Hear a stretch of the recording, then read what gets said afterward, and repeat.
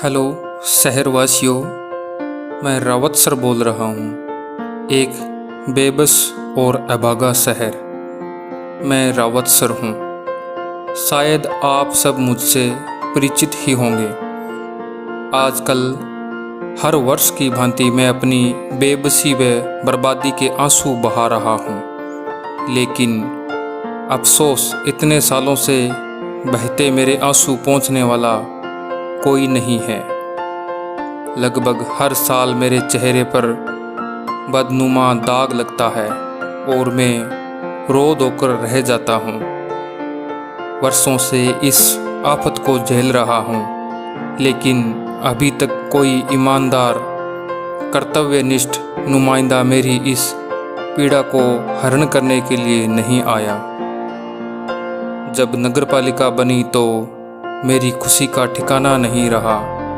मैंने सोचा अब तो मैं चमन बन जाऊंगा, लेकिन कितने चेयरमैन आए और चले गए। मैं अब भी बरसात के सीजन में खून के आंसू बहाता रहता हूँ। एक सांसद व तीन विधायक देने वाला मैं एक अभागा शहर हूँ। काश ये लोग यहाँ के नहीं होते तो मुझे दूसरे शहरों से ताना तो नहीं सुनना पड़ता। हर चुनाव में बरसाती पानी के नाम पर सफ़ेद पोश वोटों की फसल काटते हैं और चुनाव के बाद यह कहकर मेरे जले पर नमक छिड़कते हैं कि तुम तो निच्ची जगह में बसे हुए हो तो पानी तो भरेगा ही। जो भी चेयरमैन बना उसके लिए मैं सोने के अंडे देने वाली मुर्गी साबित हुआ। मुझे खूब लूटा गया। मुझे किसी ने बताया पुराने समय में डाकू हुआ करते थे, लेकिन वो अपने गांव में डकैती व लूटपाट नहीं करते थे। लेकिन यहाँ तो मुझे अपनों ने ही लूट लिया। कई बार मैं सोचता हूँ ये लोग क्या करेंगे इतने पैसे का। क्या ज़मीर ईमानदारी मर चुके हैं? शायद लग तो ऐसा ही रहा है। अपनों को रेवड़ियाँ बांट ऐसे लोगों को ठेकेदार बना दिया है जिन्होंने मेरी तौहीन करवाने में कोई कसर नहीं छोड़ी।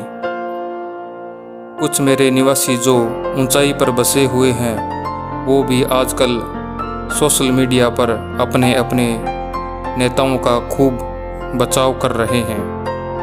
कोई जयपुर का उदाहरण दे रहा है तो कोई गंगानगर का। लगे रहो, नेताओं को यही तो चाहिए। वो किसी भी दल का क्यों ना हो, फूट डालो, राज करो। मैं ऊंचाई पर बैठे नेताओं के शुभ चिंतकों से आग्रह करूंगा, एक बार कोई उधार की कश्ती लेकर डूबे क्षेत्र का दौरा कर लें। लाखों करोड़ों का नुकसान हुआ है। वहाँ के वासियों दुकानदारों की बेबसी देख लें। शायद आपका नेता प्रेम दूर हो जाएगा।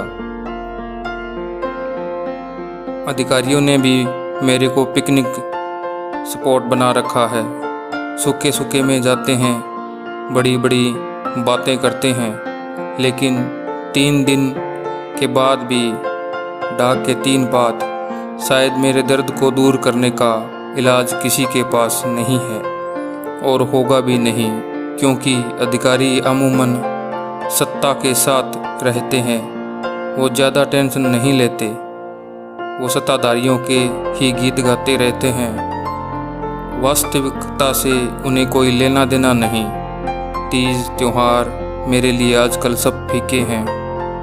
घरों में कैद नन्हे मुन्ने बच्चों को जब मैं देखता हूँ तो कलेजा फट सा जाता है। लेकिन मैं करूँ भी तो क्या करूँ?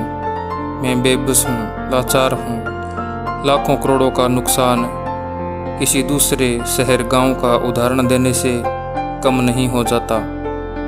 हाथ जोड़कर माफ़ी चाहता हूँ आप सभी डूबे क्षेत्र के वासियों व दुकानदारों से।